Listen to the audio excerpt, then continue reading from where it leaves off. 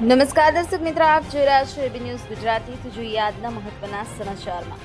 સપ્તેશ્વરની સાબરમતી નદીમાં દુઃખદ ઘટના. 4 મિત્રો નદીમાં નાહવા પડ્યા, 2 યુવાનો ઊંડા પાણીમાં ડૂબ્યા, બંનેના મોત.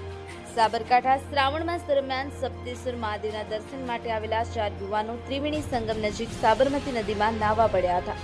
આ દરમિયાન 2 યુવાનો ઊંડા પાણીમાં ગરકાવ થતા ચકચાર મચી હતી. ઘટનાની જાણ થતાં ઈડર, હિંમતનગર અને વિજાપુરની ફાયર ટીમો તાત્કાલિક ઘટના સ્થળે પહોંચી હતી અને બંને યુવાનોની શોધખોળ શરૂ કરી હતી.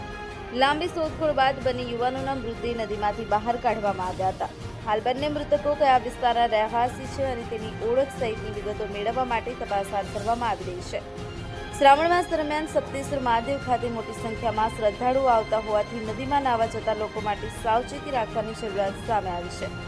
વિશાલ ચૌહાણ, એબી ન્યૂઝ ગુજરાતી, સાબરકાંઠા. આપની આસપાસ બનતી ઘટનાના સમાચાર જોવા માટે એબી ન્યૂઝ ગુજરાતીને લાઇક કરો, શેર કરો, ચેનલને સબસ્ક્રાઇબ કરો.